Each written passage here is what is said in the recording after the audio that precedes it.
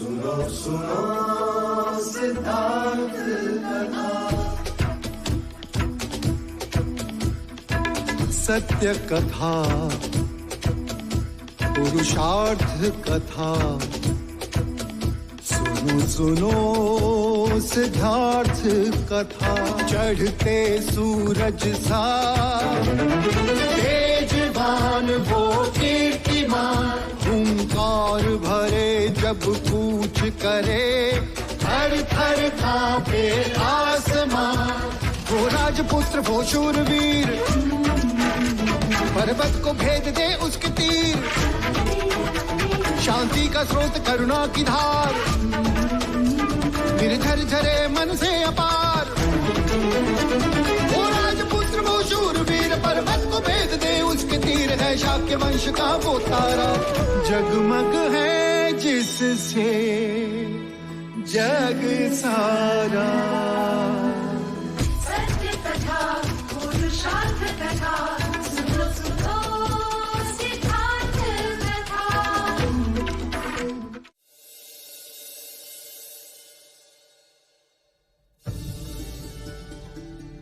ये राजा द्रोणोदन, आपने हमारा देवदाह तो देख ही लिया।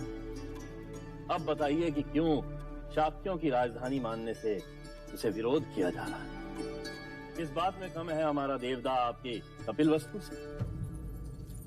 भाग्य में, भाग्य की कमी। अर्थात आप हमारे देवदत्त के भाग्य को ही ले लीजिए।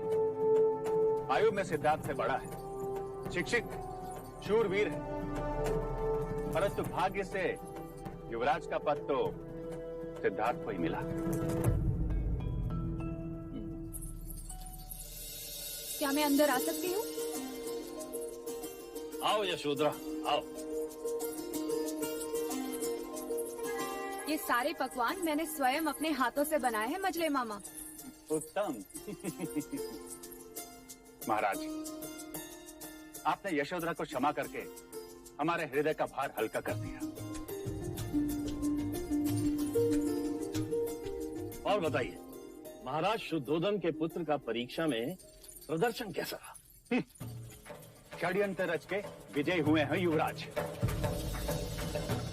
वैसे परीक्षा के पश्चात उन्होंने स्वयं को पूरे कपिलवस्तु के सामने डरपोक और रणछोड़ प्रमाणित कर दिया। वो कैसे? चीते का आखेट छोड़कर जंगल से बच्चे को उठाकर ले गए। वो तो हमारा देवदत्त था जिसने चीते का सर काटकर महाराज के चरणों में अर्पण कर दिया। फिर तो ये बात शाक्य कुल में फैला देनी चाहिए कि उनका होने वाला सम्राट डरपोक है। सिद्धार्थ की जगह देवदत्त को ही सम्राट बनाया जाए, क्यों?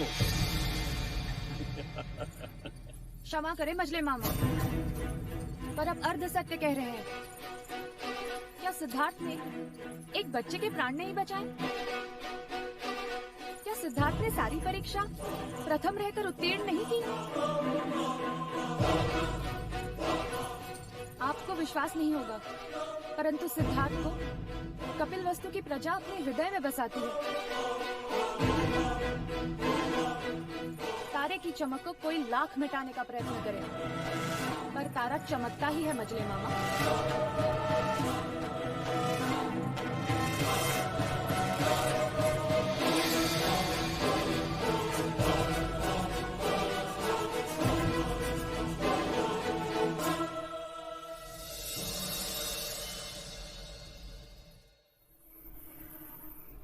सिद्धार्थ, ये लो मेरी तलवार।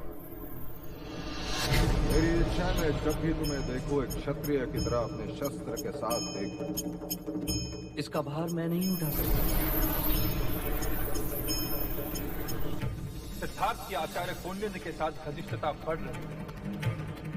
ये उन्हीं की संगत और शिक्षा का परिणाम है कि सिद्धार्थ ध्यान की तरफ आकर्षित हो रहे हैं।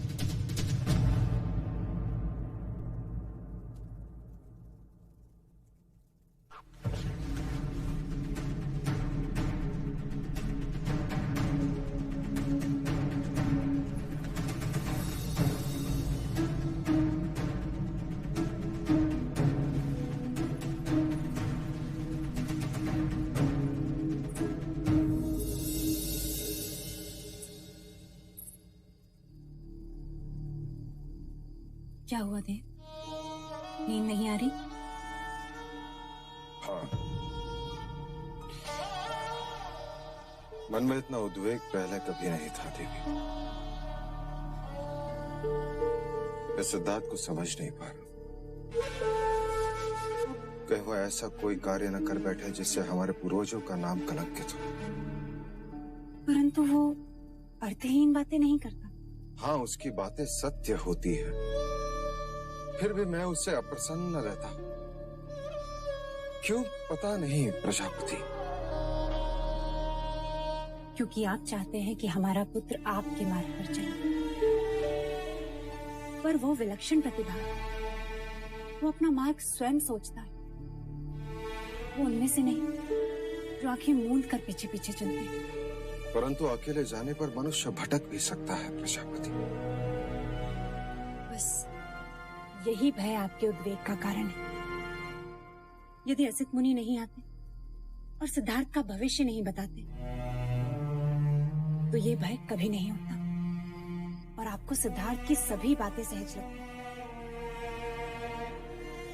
सत्य कह रही हो तुम। उसकी बातें मैं सहज स्वीकार नहीं करता। क्योंकि आप उससे बहुत स्नेह करते हैं। तो कुछ अनुचित करता हूँ क्या? नहीं, पर मर्यादा से अधिक सावधानी भी कभी कभी संकट बढ़ा देती है। आइए देव।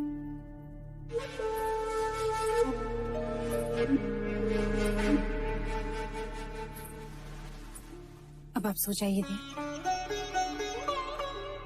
देव, नींद से बड़ा मित्र नहीं और उद्वेग से बड़ा शत्रु नहीं। कुछ बातें ईश्वर पर भी छोड़ देनी चाहिए, वो सब ठीक करेगा।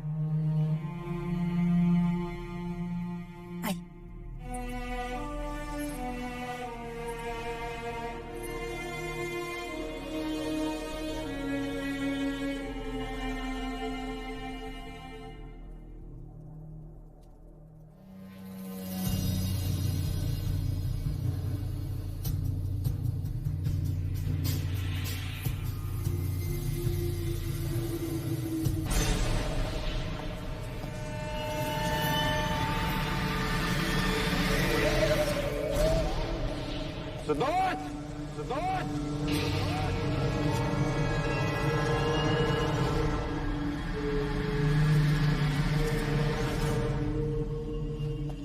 सिद्धार्थ! सिद्धार्थ! सिद्धार्थ! सिद्धार्थ! सिद्धार्थ!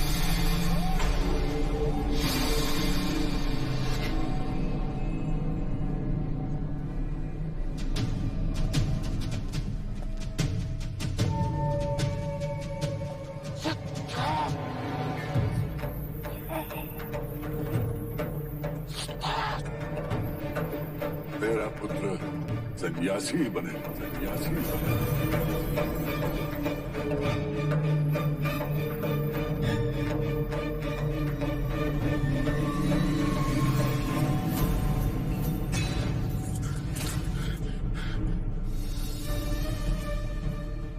देव,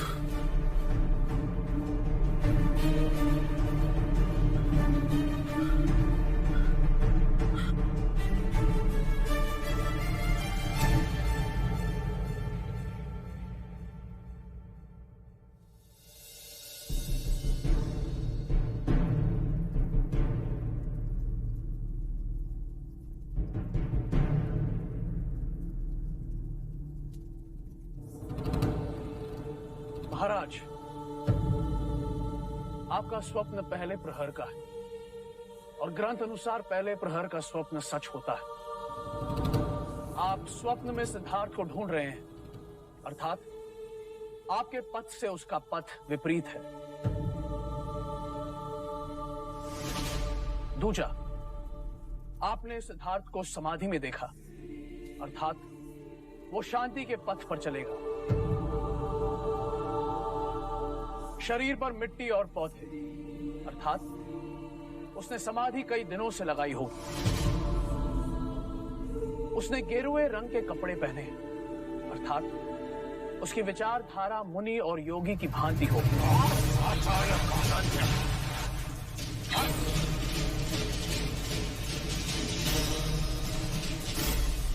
कृपया शांत हो जाइए महाराज। महाराज विचलित ना हो। पहले प्रहर के स्वप्न सत्य होते हैं, किंतु उसके एक नहीं कई संकेत होते हैं। स्वप्न का आकलन व्यक्ति विशेष पर निर्भर करता है। स्वप्न में आप उन्हें खोज रहे थे, इसका अर्थ यह है कि किसी बात पर वो आपसे कहीं आगे निकल जाएंगे। स्वप्न में आपने उन्हें समाधि में पाया, इसका अर्थ यह है कि युवराज का संकल्प दृढ़ है, जो वो ठानेंगे वो करके रहेंगे। आपने उन्हें मुनि की भांति देखा, अर्थात लोग जैसे एक मुनि को पूछते हैं, युवराज को भी वैसे ही पूछे। महाराज, हम सब जानते हैं कि युवराज की जन्म कुंडली में कई सिद्ध योग हैं। जिस राजा का संकल्प दृढ़ होता है वही चक्रवर्ती होता है। मैं आपके कथन से सहमत हूं कि स्वप्नों का आकलन व्यक्ति विशेष पर निर्भर करता है। आचार्य कौंडिन्य, मेरा आपसे मतभेद है। आपने सिद्धार्थ को वो ज्ञान दिया जो मैं उसे देना नहीं चाहता था। आपने सिद्धार्थ को अहिंसा, ध्यान और मृत्यु का ज्ञान दिया, वो उचित न था। कुलगुरु वाचस्पति ने सच कहा महाराज। आकलन व्यक्ति विशेष पर निर्भर करता है। जो बालक 8 वर्ष की आयु में सारे शास्त्र कंठस्थ कर लेता हो, उससे क्या छुपेगा। महाराज, वेदों और शास्त्रों में जगह जगह पर जीवन, मरण, मोक्ष, मुक्ति का उल्लेख है। केवल इन उल्लेखों और उपदेशों से कोई सन्यासी नहीं बन जाएगा। अब तक शमशान वैराग्य की भावना उनमें नहीं हुई, क्योंकि उन्होंने अब तक किसी भी मनुष्य की अथवा अपने स्वजन की मृत्यु नहीं देखी। उन्हें मनुष्य रोग की अनुभूति नहीं हुई है। और रही बात अहिंसा और ध्यान की, तो अहिंसा उनका स्वभाव है और ध्यान उनकी रुचि। महाराज, स्वभाव और रुचि मनुष्य अपने साथ लेकर जन्म लेता है, उसे सिखाया नहीं जाता। एक पक्षी की पीड़ा अथवा एक जीव की मृत्यु देखकर जो बालक बेहाल हो जाता है, मनुष्य के दुख उसके लिए अमूल्य होंगे। आप, हम, यहां उपस्थित सब मोक्ष प्राप्त करना चाहते हैं। प्राप्त करने के कई मार्ग, भक्ति, वैराग्य, ज्ञान। अब कौन सा मार्ग चुनना है, इसका आकलन भी व्यक्ति विशेष पर निर्भर करता है। फिर भी यदि आप सब गुणी जनों को मेरी शिक्षा प्रणाली अनुचित लगी हो, तो मैं क्षमा चाहता हूं। महाराज, मुझे यहां से जाने की अनुमति दे दीजिए।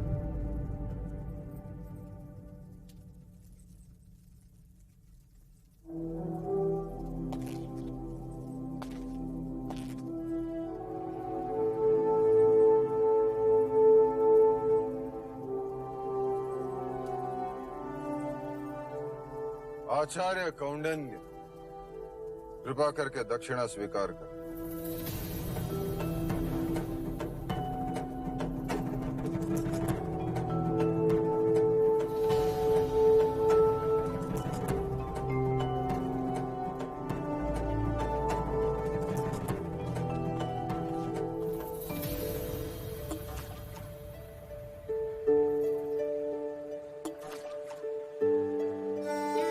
ऐसा क्यों होता है चन्ना? जब मनुष्य के जीवन में कोई साथ आता है तो उसे खुशी होती है, और जब छोड़कर चला जाता है तो ग्लानि। देवी गोपा के जाने का दुख है आपको?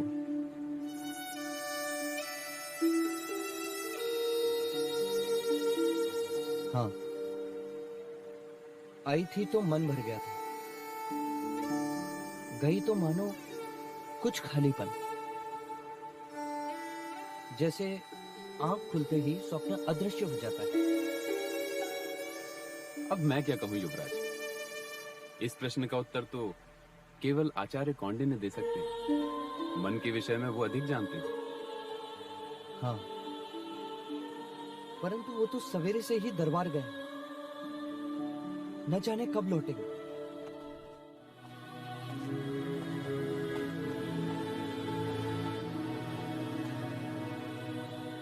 कुलगुरु, मैं ये दक्षिणा स्वीकार नहीं कर सकता। क्यों आचार्य? क्योंकि युवराज को दी गई मेरी शिक्षा महाराज को उचित नहीं लगी। आप उचित अनुचित को भूल जाइए आचार्य, कृपया आप इस दक्षिणा को स्वीकार कीजिए। नहीं, मैं अपनी शिक्षा के प्रतिफल में दक्षिणा लेता हूँ। केवल एक ब्राह्मण होने के नाते आश्रित होकर भिक्षा नहीं मांगता। क्या आप मुझ पर आक्षेप कर रहे हैं आचार्य कौंडिन्य? क्या आपने महाराज को प्रसन्न करने के लिए असत्य नहीं कहा? नहीं आचार्य, मैं इस राज्य का कुलगुरु हूँ। मेरा कर्तव्य यह है कि मैं राजा के प्रति, इस राज्य के प्रति निष्ठावान रहूं। कहीं उनका विश्वास खंडित ना हो जाए। वो चिंता मुक्त रहें कि वो अपनी प्रजा का अच्छा पालन कर सके। क्या आपको ज्ञात नहीं कि असित मुनि के एक कथन से पूरी की पूरी एक पीढ़ी को कपिलवस्तु से निकाल दिया गया था? और आपका भी इस राज्य के प्रति यही कर्तव्य था आचार्य कौंडिन्य कि आप युवराज को क्षत्रियता का पाठ पढ़ाते, आखिर एक सन्यासी का। कुलगुरु, आत्मा भाग्य को साथ लेकर आती है। आपके अथवा मेरे कहने से कोई सन्यासी नहीं बन जाता। मैंने युवराज को वो प्रत्येक शिक्षा दी है जो एक गुरु को अपने शिष्य को देनी चाहिए। क्षमा करें गुरुवर्य, जीवन निर्वाह के लिए जो शिक्षा से समझौता करे उसे गुरु नहीं कहते।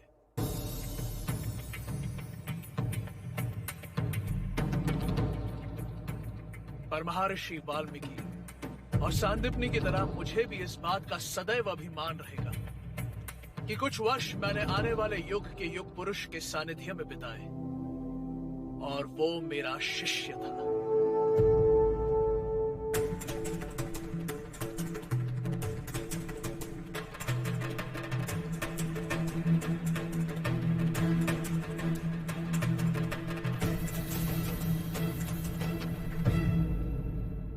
कौंडिन्य के विचार तो आपने सुने भाई महाराज। क्या अब भी आप मेरे विचार से सहमत नहीं हैं? अब हमें आचार्य कौंडिन्य के वानप्रस्थ होने की इच्छा पूर्ण करनी चाहिए। आपका क्या सुझाव है कुलगुरु वाचस्पति? राजन, उनके विचार और हमारे विचार भिन्न हैं। अर्थात आपका भी यह मानना है कि आचार्य के वानप्रस्थ होने की इच्छा पूर्ण कर दी जाए। परंतु महाराज, उनका रिक्त किया स्थान कोई पूरा नहीं कर सकता। और मैं शाक्यों का सिंहासन रिक्त नहीं रख सकता अमात्य। मैं सिद्धार्थ को सन्यासी बनते नहीं देख सकता। यदि युवराज के हित को देखा जाए राजन, तो कौंडिन्य की इच्छा को तुरंत पूर्ण करना चाहिए। युवराज वन में जाए या ना जाए, परंतु आचार्य कौंडिन्य को वन में जाना ही होगा। सिद्धार्थ! सच कहते थे आचार्य कौंडिन्य। कभी कभी आंखें खुली होते हुए भी मनुष्य बेध्यान हो जाता है। ऐसे कैसे? देखो, हम निकले थे महल जाने के लिए, परंतु पहुंच गए नगर द्वार। सुनिए ना, क्या हो गया? अभी तो बीते भाई लोगों से क्या हो गया? क्या हो जाने, कुछ बोले तो नहीं। अभी तो ठीक से क्या हो गया? बोले क्यों नहीं रहे? जानिए ना, कुछ बोले तो। क्या हो गया? ये नहीं रहे।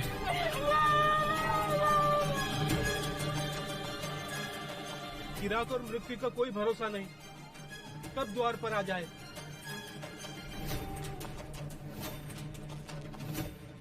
अरे वो देखिए, युवराज आ रहे हैं। युवराज! अगर युवराज ने इनके मृत शरीर को देख लिया तो क्या होगा? हमारा तो नगर निकाला हो जाएगा। देखो, हम ऐसा बर्ताव करते हैं जैसे कि कुछ हुआ ही ना हो।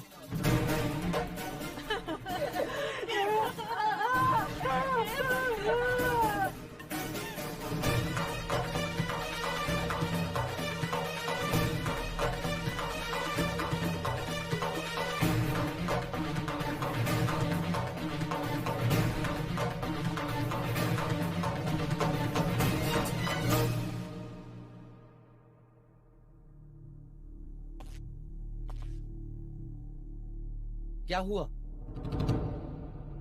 आप सबकी आंखों में आंसू कैसे? अब क्या बताएं युवराज, वो अभी अभी सूखी हवा की ऐसी आंधी आई कि सबकी आंखें गीली कर दी। आंधी? मैं और चन्ना भी यही थे।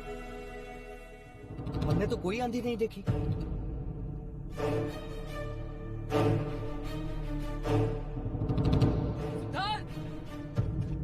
सिद्धार्थ, क्या हुआ?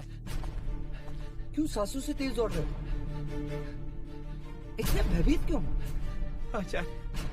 आचार्य कौंडिन्य कपिल वस्तु के गुरुकुल को छोड़कर हमेशा के लिए जा रहे हैं।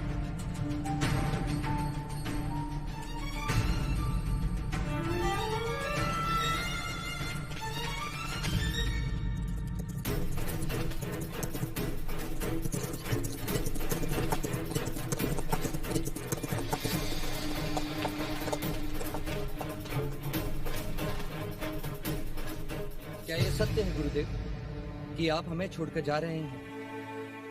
वानप्रस्थ हो रहे हैं? वानप्रस्थ तो मैं 8 वर्ष पहले ही होना चाहता था सिद्धार्थ, और तुम्हारे कारण रुक गया। तो आज भी रुक जाइए ना गुरुदेव। आपके बिना ये सिद्धार्थ अधूरा है। अगर आप मुझे इस तरह छोड़कर चले। अरे सिद्धार्थ, तुम जानते हो ना, उस पेड़ पर एक चिड़िया ने अपना घोंसला बनाया है। जी। वही जो रोज अपने बच्चों को अपनी चोंच से खाना लाकर खिलाती है। जी गुरुदेव। आज उस चिड़िया ने अपने उन बच्चों को घोंसले से धक्का दे दिया है। क्यों? प्रश्न तो मैंने भी अपने आप से किया था, क्यों? तभी मुझे प्रकृति के भेद का पता चला। धरती पर गिरने से पहले उस चिड़िया के उन बच्चों ने अपने पंख फड़फड़ाए और देखते ही देखते वो उड़ने लगे। परंतु गुरुदेव, मुझे पंख फैलाने नहीं आते। मुझे जाना होगा सिद्धार्थ। मेरा कर्तव्य पूरा हुआ। मैंने अपना संपूर्ण ज्ञान तुम्हें दे दिया है। अब संन्यास आश्रम का समय आ गया है, और संन्यास आश्रम का मार्ग वानप्रस्थान से ही है। शास्त्रों में 4 आश्रम का ज्ञान दिया है, और हर एक आश्रम का अपना एक महत्व है। परंतु गुरुदेव, मेरी शिक्षा तो अभी अधूरी है। आपने मुझे वानप्रस्थ और संन्यास आश्रम का ज्ञान तो दिया ही नहीं। आचार्य कौंडिन्य, मेरा आपसे मतभेद। आपने सिद्धार्थ को अहिंसा, ध्यान और मृत्यु का ज्ञान दिया, उचित न था। कुछ बातें समझाई नहीं जाती सिद्धार्थ, समय के साथ साथ समझ में आती है। राग, द्वेष, मोह, माया, वासनाओं के बंधनों में बंधोगे तभी उसे छोड़ने का ज्ञान होगा। जिसका अनुभव नहीं, उसकी बातें भी निरर्थक हैं। जैसे फल को पेड़ से तभी उतारा जाता है जब वो पूरी तरह पक जाए, वैसे ही वानप्रस्थ और संन्यास आश्रम का ज्ञान तुम्हें गृहस्थ आश्रम के पश्चात ही होगा। परंतु गृहस्थ आश्रम के पूर्ण होने के पश्चात मैं आपको कहां ढूंढूंगा? उस समय तुम्हें मुझे ढूंढने की आवश्यकता नहीं होगी सिद्धार्थ। तुम स्वयं ज्ञानी हो जाओगे। कदाचित मैं ही तुम्हें ढूंढते हुए आ जाऊं। ये लो, इसमें मेरा सारा ज्ञान संजोए रखा है मैंने। उचित समय आने पर इसका चिंतन करना। तुम्हारे कुछ प्रश्नों के उत्तर तुम्हें अवश्य मिल जाएंगे।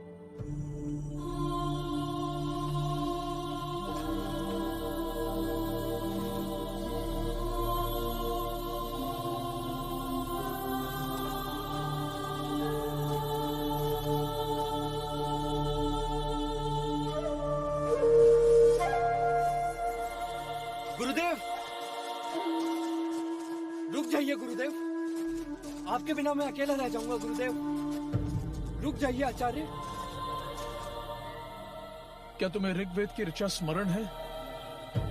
जी। तो आंखें बंद करो और बोलो। तत् त्वम् असि, सः अहम् अस्मि, अहं ब्रह्मास्मि।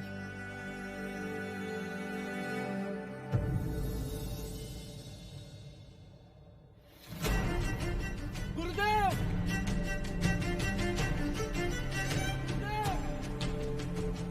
जीवन किसी एक स्थान पर रुकता नहीं, जैसे नदी का पानी बहता रहता है। यदि वो एक स्थान पर रुक जाए तो दूषित हो जाता है। अपने मन को शांत करो, ध्यान में बैठकर अपने विचारों पर, अपनी भावनाओं पर संयम पाने का प्रयत्न करो। शांत मन मनुष्य के प्रत्येक समस्या का चिकित्सक होता है। तुम्हें अपने आप मुक्ति मिलेगी।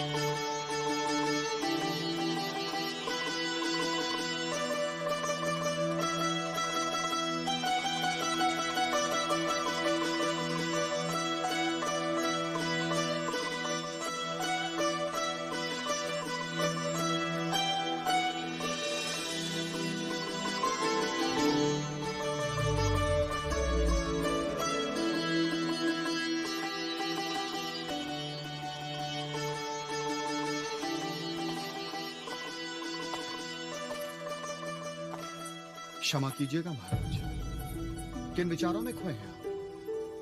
नृत्य में भी आपका ध्यान नहीं है।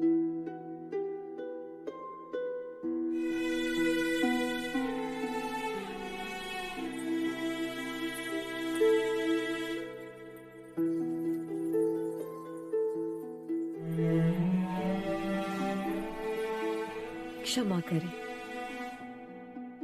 हम आपका मनोरंजन नहीं कर पा रहे हैं।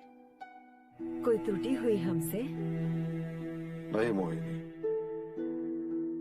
आज मन चिंताग्रस्त है। किस विषय में महाराज? असित मुनि की भविष्यवाणी तुम भली भांति जानते हो उदया, और युवराज की रुचि ध्यान की ओर बढ़ती जा रही। क्षमा करें, किंतु युवराज की सेवा करने का अवसर आपने हमें नहीं दिया।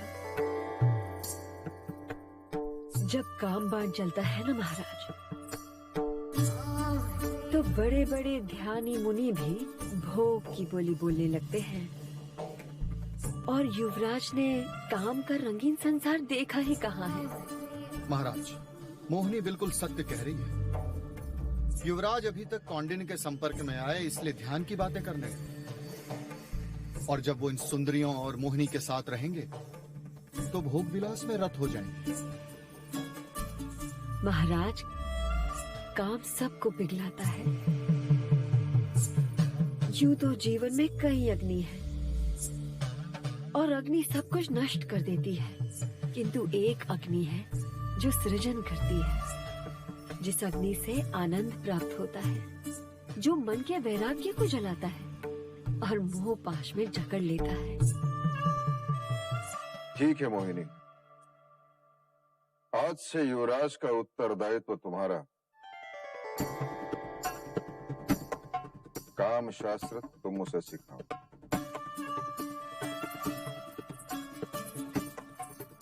महाराज, इस काम वासना से आज तक कोई नहीं छूटा है। युवराज को काम शास्त्र का पाठ हम पढ़ाएंगे। और हाँ महाराज, शिरच्छेद कर दीजिएगा हमारा, यदि युवराज कामारूढ़ ना हो जाएं तो।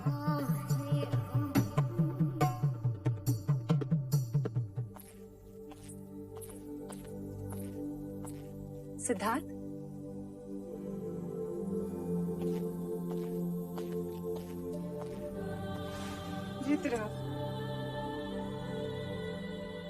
किन विचारों में डूबे? माँ, मेरे मन में बार बार एक ही प्रश्न उठ रहा है। यदि मुझसे कोई अपराध हुआ है तो मुझे दंड दे। आचार्य कौंडिन्य को पद से हटाने की क्या आवश्यकता थी? क्योंकि वह स्वयं एकांत चाहते थे, वानप्रस्थ होना चाहते थे। उन्हें तो अपनी इच्छा से एकांत मिल गया और मुझे अकेलापन। आचार्य कौंडिन्य मेरे हर प्रश्न का उत्तर थे, मेरी जिज्ञासा का प्रत्युत्तर थे। अब मैं किससे प्रश्न करूंगा और किससे उत्तर पाऊंगा? ईश्वर से। ईश्वर जो स्वयं एक प्रश्न है, वो प्रश्न के उत्तर क्या देगा? जो ईश्वर बोलता नहीं, जो ईश्वर देखता नहीं, वो ईश्वर जिसका कोई ठिकाना नहीं। नहीं सिद्धार्थ, बल्कि यूं कहो कि सारी सृष्टि उसका ठिकाना है।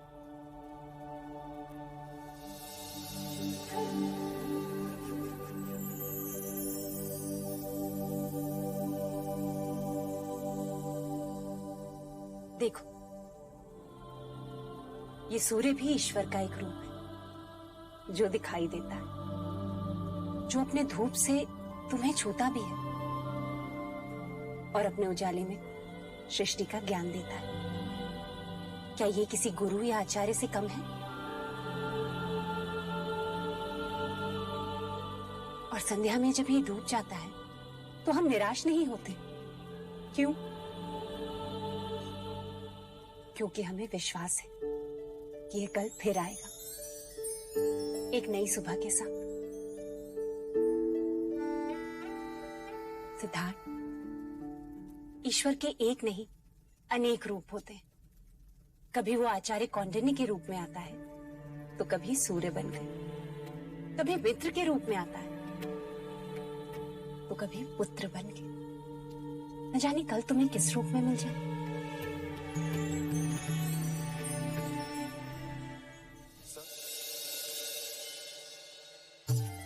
आइए महामंत्री जी, स्वागत है आपका।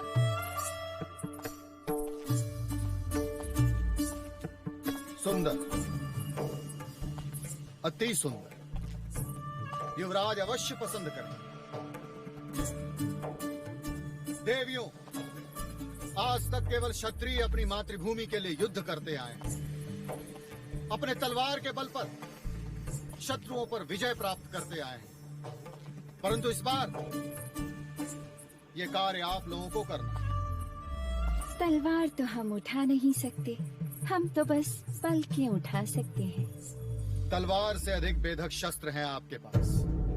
आपका सौंदर्य, आपका श्रृंगार, आपकी ये भाव भंगिमाएं, रति जैसी मादकता और उन सब से सर्वोपरि आपकी पुरुषों को समझने की क्षमता।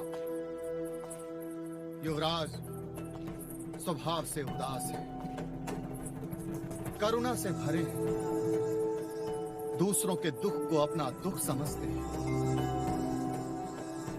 आपका ये कर्तव्य होगा कि आप सब उन्हें वैराग के विपरीत उंगली पकड़कर जीवन का आनंद प्राप्त करने की शिक्षा दें। उन्हें समझाएं कि संसार में जितना दुख है उससे कहीं अधिक सुख है। ये रंगीन रातें, ये मादक शरीर, ये सुर, सुरा, ये वो सुख है जिससे उनके मन में उठने वाली वैराग की भावना सदा के लिए समाप्त हो जाए। हम तो युवराज को देखने को बड़े आतुर हैं।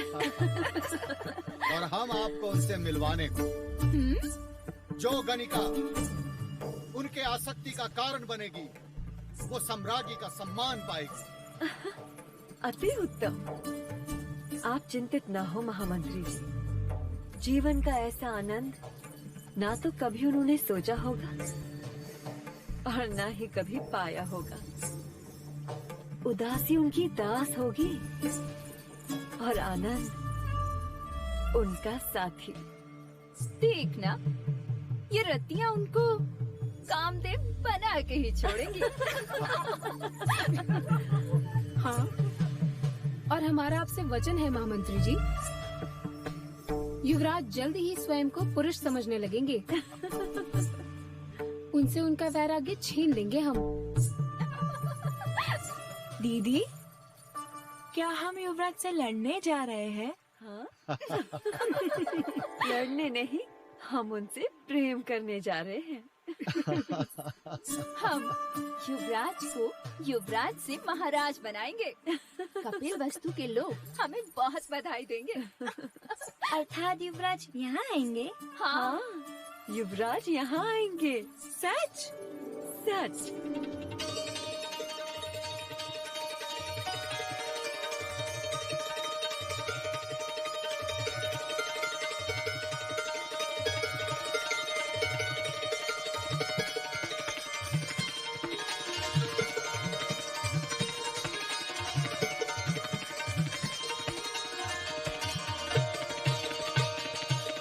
उत्तम, अति उत्तम। संगीत और श्रृंगार युवराज को वैराग्य से वापस ले आए। बस महाराज, आप निश्चिंत हैं। युवराज सिद्धार्थ बहुत जल्द अपना वैराग्य खो देंगे। अनुज,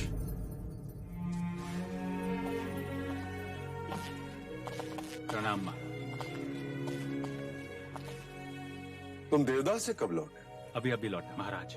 अभी तक खुश तो है? जी। और महाराज दंड पानी? सदा की भांति बात तो मिश्रे की ही कर रहे थे, परंतु ईर्ष्या की गंध तो आ ही रही थी। आपसे और युवराज सिद्धार्थ से बड़ी ईर्ष्या करते हैं। महाराज, बोलो अंगद। कौशल नरेश का राजदूत आया है, महाराज से मिलने की अनुमति चाहता है। कौशल? जी महाराज। महाकौशल का राजदूत? क्यों? उसे कहो कि हम राज्यसभा में मिलेंगे। जो आ गया महाराज। कपिल वस्तु के शाक्य नरेश, महाराज शुद्धोदन, मैं आपको अपने पुत्र युवराज प्रसन्नजीत के राज्याभिषेक के अवसर पर श्रावस्ती पधारने का आमंत्रण देता हूं। आपकी उपस्थिति युवराज का सद्भाग्य होगा और मेरा बहुमान। मोहर कौशल नरेश, महाराज महाकौशल।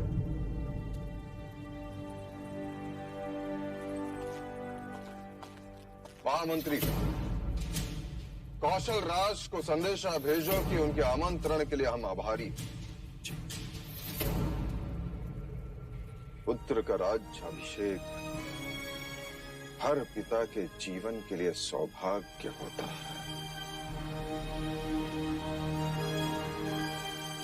हम अवश्य पधारेंगे। महामंत्री, राजदूत को उनका सम्मान दिया जाए। जो आज्ञा।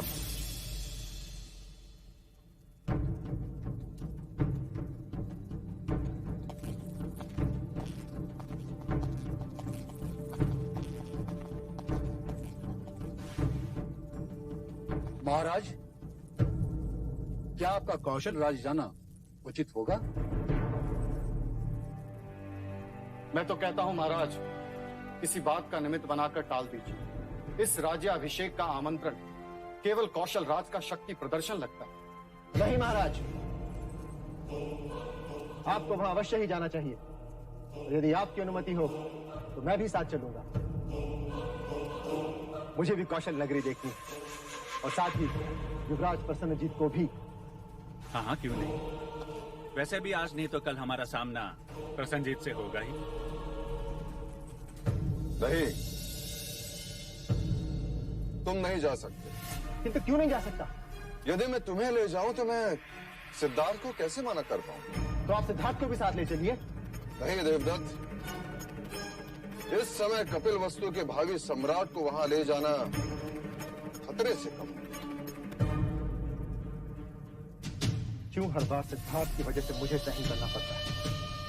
क्यों आप उसे कोई भी कारण बता के मना नहीं कर सकते? देवदत्त, अपने विवेक की चौखट मत लांगो। इतनी भी समझ नहीं कि महाराज से प्रश्न नहीं करते। जाओ यहां से।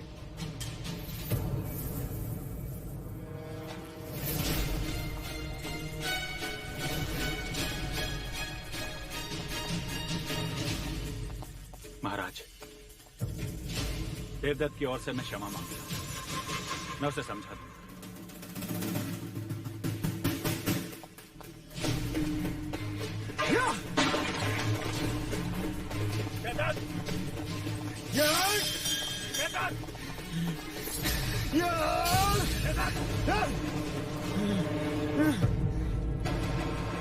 क्रोध में चीजों को नष्ट करने का स्वभाव तुम्हें तुम्हारी माँ से मिला है। माँ से कुछ तो मिला, पिता से तो कुछ भी नहीं। देवदत्त, मेरी बात ध्यान से सुनो। आज तक वही तो करता आया हूँ। शांत। और एक बात गांठ बांध लो, महाराज को निराश करने का अर्थ है अपने ही भाग्य को ठोकर मारना। सिद्धार्थ से दूर जा रहे हैं महाराज। उसे भोग विलास में इतना डुबो दो कि सांस लेने की सुध न रहे। उससे क्या होगा? विलास का अतिरेक उसे निष्क्रिय बना देगा। तलवार जब अधिक समय तक म्यान में रहती है तो उसे जंग लग जाता है, और जंग लगी हुई तलवार पर प्रजा कभी भरोसा नहीं करती। समझे?